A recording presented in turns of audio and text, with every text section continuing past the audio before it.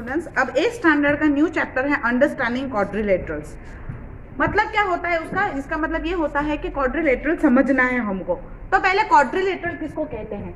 तो क्वाड्रा मतलब 4 and lateral मतलब साइड।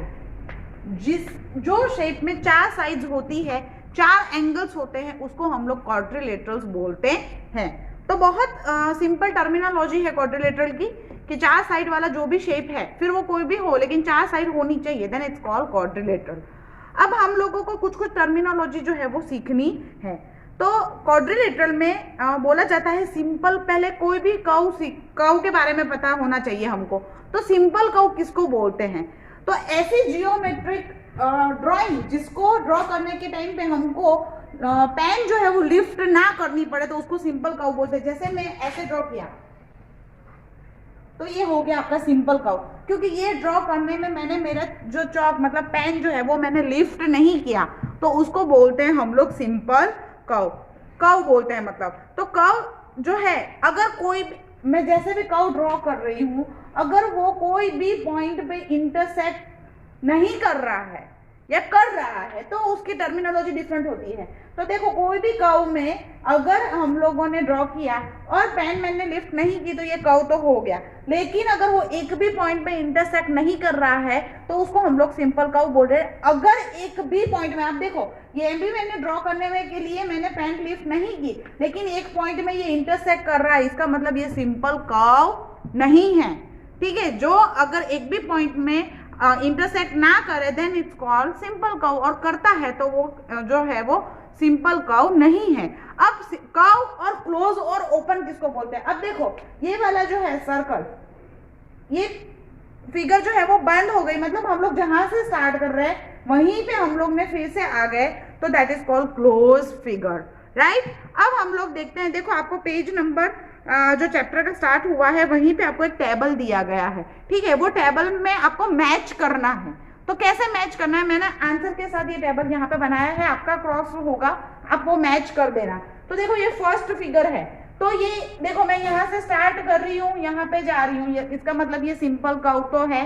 ठीक है, और एक भी पॉइंट में क्या हो रहा है, इंटरसेक्ट भी नहीं हो रहा है, और ये क्लोज फिगर नहीं है, बंद नहीं हो रहा है, तो दैट्स व्हाई इसका आंसर आएगा simple curve that is not close. अब ये वाला एक पॉइंट पे इंटरसेक्ट हो रहा है, मींस कि ये सिंपल कर्व नहीं है, नॉट अ सिंपल कर्व। ये जो है सिंपल कर्व भी है और क्लोज भी है, क्योंकि इंटरसेक्ट भी नहीं हो रहा है और बंद भी है, तो ये क्लोज है। और ये वाला, ये जो है वो कर्व तो है, लेकिन एक पॉइंट में इंटरसेक्ट हो रहा है, इसीलिए क्लोज कर्व है, बंद हो रहा है इसीलिए क्लोज कर्व है, लेकिन सिंपल नहीं है। तो मैंने यहाँ पे आपका आंसर लिखा है, आपका क्रॉस होगा, आप मैच कर लेना टेक्स्ट बुक में। अब पॉलीगॉन्स मतलब क्या? तो गॉन्स मतलब एंगल, गॉन्स मतलब एंगल। तो जितने एंगल्स है कि कोई भी फिगर में जितने एंगल्स है उसके हिसाब से उसको नाम दिया गया है। तो आपको पता होना चाहिए कि मोनो मतलब सिंगल, डाई मतलब 2, ट्राई मतलब 3, क्वाड्रा मतलब 4, पेंटा मतलब 5, हेक्सा मतलब 6, हेप्टा मतलब 7, ऑक्टा मतलब 8, और नैनो मतलब 9, और डेका मतलब 10 तक की टर्मिनोलॉजी आपको याद रखनी है। तो जिसमें अब देखो हम लोग पॉलीगॉन्स की बात करें, जिसमें बहुत सारे एंगल हो, that is called polygons. Poly मतलब बहुत सारा, गॉन्स मतलब angle. If there is a more than 3 angles then it's called polygon. ठीक है, तो 3 एंगल वाले शेप को हम लोग बोलते हैं ट्राइएंगल। क्या बोलते हैं? ट्राइंगल, जिसमें ट्राई मतलब 3, अगेन 4 मतलब जिसमें 4 होती है, दैट इज कॉल्ड क्वाड्रिलेटरल। ठीक है, क्वाड्रिलेटरल। क्वाड्रा मतलब 4, 5 that is pentagon, 6 that is hexagon. 6 angle होंगे जिसमें, 7 एंगल होंगे दैट इज कॉल्ड हेप्टागन। ऐसे ही 8 एंगल होंगे तो ऑक्टागन। ठीक है, 9 हो गए तो नैनोगन, 10 हो गए तो डेकागन। ऐसे नंबर बढ़ते जाते हैं और जो है वो एंगल बढ़ते जाते हैं। ये है आपका ट्राइंगल, ये है क्वाड्रिलेटरल, ये है आपका पेंटागन, ये है आपका हेक्सागन, वैसे ही ये है आपका हेप्टागन। ऐसे ही एंगल आपके बढ़ते जाते हैं, वैसे शेप जो है वो बढ़ते नंबर ऑफ एंगल बढ़ते जाएंगे, वैसे शेप जो है वो चेंज होते जाएंगे। तो this all are called polygon. तो हमारा जो क्वाड्रिलेटरल है वो भी क्या है? पॉलीगॉन है, ठीक है। अब आता है डायगोनल्स। जो लाइन कोई भी शेप को एग्जैक्टली टू पार्ट में, सिमिलर टू पार्ट में डिवाइड करे तो उसको बोला जाता है डायगोनल, ठीक है। तो ये वाली लाइन क्वाड्रिलेटरल की क्या हुई, डायगोनल। तो मैं ऐसे भी तो ड्रॉ कर सकती हूँ, तो that means a quadrilateral have a two diagonals जो उसको इक्वली टू पार्ट में डिवाइड करते हैं। अब दूसरी जो है वो है कॉन्वेक्स एंड कॉनकेव पॉलीगॉन्स। तो किसको कॉन्वेक्स बोलते हैं और किसको कॉन्वेक्स पॉलीगॉन बोलते हैं।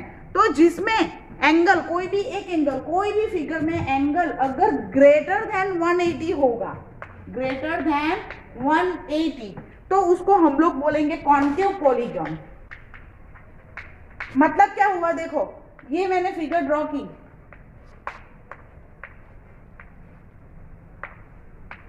तो देखो ये वाला एंगल 180 से ज्यादा है, दैट मीन्स कि ये कौन सा पॉलीगॉन हुआ, कॉनकेव पॉलीगॉन। अगर ऐसा पॉलीगॉन जिसमें एक भी एंगल लेस देन 180 हो, लेस देन 180 हो, then it's called convex angle. क्या बोलेंगे उसको हम लोग, कॉन्वेक्स एंगल बोलेंगे। जैसे आपका हेक्सागन, ये सारे एंगल जो है वो 180 से छोटे हैं, तो इसका मतलब हेक्सागन क्या हुआ, आपका कॉन्वेक्स पॉलीगॉन हुआ। याद रखना, एक भी कर्व 180 से, एक भी एंगल 180 से ज्यादा, देन इट्स कॉल्ड कॉनकेव। जो 180 से छोटे होंगे तो इट्स कॉल्ड कॉन्वेक्स पॉलीगॉन। अब रेगुलर और इरेगुलर पॉलीगॉन किसको बोलते हैं, तो जिसकी सारी साइड्स जो है वो सिमिलर है, then it's called regular polygon. जैसे आपका स्क्वायर, स्क्वायर जो है इक्विलेटरल होना चाहिए। इक्विलेटरल मतलब जिसकी सारी साइड, सारे एंगल्स सेम होंगे, that is called regular polygon. Side square की सेम होती है, एंगल भी सेम होते हैं, so that's why square is a regular polygon. At the same time आपका रेक्टेंगल, एंगल तो सेम है उसके, ठीक है, लेकिन साइड जो है वो सेम नहीं है, दो साइड ही सेम होती है, तो that's called irregular polygon, right. याद रखना, कॉन्वेक्स, कॉनकेव मतलब क्या, डायगोनल मतलब क्या, रेगुलर मतलब क्या, इरेगुलर मतलब क्या, वो सारी टर्मिनोलॉजी आपको पता होनी चाहिए। अब angle sum property, angle sum property का मतलब क्या होता है कि ट्राइंगल के तीन एंगल का समेशन जो है वो 180 होता है, ठीक है। तो देखो कोई भी क्वाड्रिलेटरल अगर मैं लेती हूँ तो इसमें देखो ये एक ट्राइंगल और ये एक ट्राइंगल, दो ट्राइंगल बना, दैट मीन्स इसका 180 और इसका 180, तो क्वाड्रिलेटरल का समेशन क्या होगा, तीनों एंगल का समेशन, चारों एंगल का समेशन होगा 360। So that is called angle sum property. चार एंगल जो क्वाड्रिलेटरल के हैं उसका सम 360 होता है, that is called angle sum property. तो ये यूज करके हमको बहुत सारे जो सम्स है वो सॉल्व करने हैं। अब देखो कि जैसे एंगल होते हैं उसके हिसाब से आपको पॉइंट जो है वो लेने पड़ते हैं। तो पेज नंबर 41 पे आपको एक टेबल दिया है, तो देखो ट्राइंगल का तीन एंगल होते हैं तो उसका समेशन होता है 180। फिर एक शेप ऐसा ड्रॉ किया गया है वहां पे, तो यहाँ पे देखो दो एंगल बन रहे हैं, दो एंगल बन रहे हैं, मतलब क्या होगा आपका एंगल टोटल कितने हैं, 1 2 3 एंड 4 एंगल है, तो क्या होगा 2 मल्टीप्लाई 180। दो ट्राइंगल बने इसीलिए मैंने 2 से मल्टीप्लाई किया, ठीक है। वैसे ही अगर मैं शेप लेती हूं तो देखो इसमें कितने ट्राइंगल बन रहे हैं, 1 2 एंड 3, ठीक है, और टोटल एंगल कितने हैं 1 2 3 4 एंड 5। तो 5 एंगल अगर होंगे तो मुझे उसका लेना है 3 मल्टीप्लाई 180। वैसे ही 6 एंगल होंगे, वैसे ही कितने एंगल होंगे, 6 एंगल होंगे अगर, तो ये 1 2 3 4 5 और ये 6, तो 6 एंगल होंगे, तो इसमें हम लोग लेंगे 4 मल्टीप्लाई 180। क्यों मैंने क्योंकि इसमें ट्राइंगल कितने बन रहे हैं 4। ये वाला जो प्रॉपर्टी है वो आपको सम सॉल्व करने में यूज करना है। तो देखो एक्सरसाइज 3.1 में 6 नंबर का जो क्वेश्चन है उसमें देखो बी एक नंबर आपको ए जो दिया है वो कैसे आप ढूंढोगे, मैं एक करके दिखाती हूँ, बाकी के आपको एंगल जितने होंगे ये वाली प्रॉपर्टी लेके आपको सॉल्व करना है, ठीक है। तो देखो उसमें ए है, तो फिगर आपको कुछ ऐसी दी गई है, ठीक है, जिसमें एक एंगल दिया है 50, ये एंगल दिया है 130, ये एंगल दिया है 120 और ये दिया है x। तो मुझे x ढूंढना है। कितने एंगल है? 4 एंगल। तो मैंने अभी जो लिखा था उसमें से आपको पता चल जाएगा कि 4 एंगल हो तो मुझे क्या लेना है? 360। क्या लेना है? 360। मतलब 4 एंगल का समेशन कितना होता है? 360। तो 50 plus 130 plus 130 plus x is equal to 360। Okay, ये मैंने ले लिया 360। अब इन तीनों का प्लस करो तो 0। ओके, 3 प्लस 2 5, 5 प्लस 5 10, कैरी किया 1 1 2 एंड 3, तो 300 आया आपका।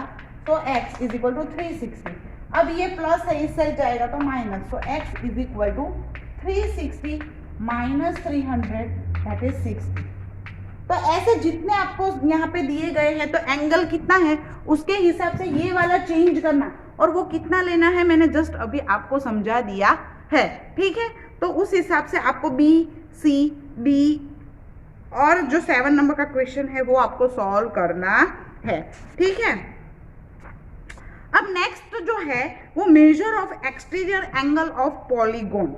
तो एक्सटीरियर एंगल किसको बोलते हैं? अगर मैं कोई भी पॉलीगॉन जो है वो ले रही हूँ, अगर मैं ये वाली लाइन को थोड़ा खींचूं तो ये उसका एक्सटर्नल एंगल बनेगा, ये वाली खींचू को तो ये बाहर बनेगा, ये भी बाहर बनेगा, ये भी बाहर बनेगा और ये भी बाहर बनेगा। तो सारे एक्सटर्नल एंगल का समेशन भी 360 ही होता है, ये याद रखना है आपको। ठीक है, तो उसके हिसाब से हम देखो एग्जाम्पल 1 जो है वो सॉल्व करते हैं। तो एग्जाम्पल 1 में आपको फिगर दी गई है। ठीक है, ये है आपका x, ये है आपका 90। ठीक है, ये है आपका यहाँ पे दिया गया है 50 और ये दिया है 110। सारे एक्सटर्नल एंगल दिए हैं और बोला है कि x ढूंढो। तो अब हमको पता है कि सारे एक्सटर्नल एंगल का समेशन क्या होता है? 360 होता है। तो इजी है, कुछ नहीं करना है, प्लस करो और सीधा आपको मिल जाएगा। तो x plus 250 is equal to 360। ये प्लस है, इस साइड जाएगा तो माइनस 360 माइनस 250, तो आपका आंसर आता है 1110। तो मुझे ये वाला जो है वो मिल गया। तो that is called external angle property. ये सारी आपको याद रखनी है। एंगल सम प्रॉपर्टी मतलब अंदर के एंगल की हमने बात की थी, एक्सटर्नल एंगल मतलब बाहर के एंगल की हम लोग बात कर रहे हैं। अब यही हमको बाहर का जो है, अगर हमको एक रेगुलर पॉलीगॉन दिया गया है, ठीक है, एग्जाम्पल 2 देखो, एग्जाम्पल 2 में क्या है, एक आपको रेगुलर पॉलीगॉन जो है वो दिया गया है। हाँ, वेट अ मिनट, मैंने इसके पहले जो आपको एग्जाम्पल 6 करवाया था क्वेश्चन एक्सरसाइज 3.1 का, 3.1 की पूरी एक्सरसाइज आपको करनी है विथ दैट क्वेश्चन ऑल्सो। अब देखते हैं एग्जाम्पल 2। तो एग्जाम्पल 2 में एक एक्सटर्नल एंगल, अब हमको पता है कि सम ऑफ एक्सटीरियर एंगल कितना होता है? 360 होता है, और सारे बाहर के एंगल का मेजरमेंट है वो हमको दिया है 45।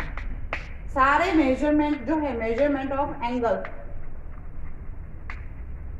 ऑल एंगल्स, वो है 45। तो मैं क्या करूंगी, मुझे टोटल का पता है, सारे मेजरमेंट पता है, तो कितने एंगल है वो मुझे पता चल जाएंगे।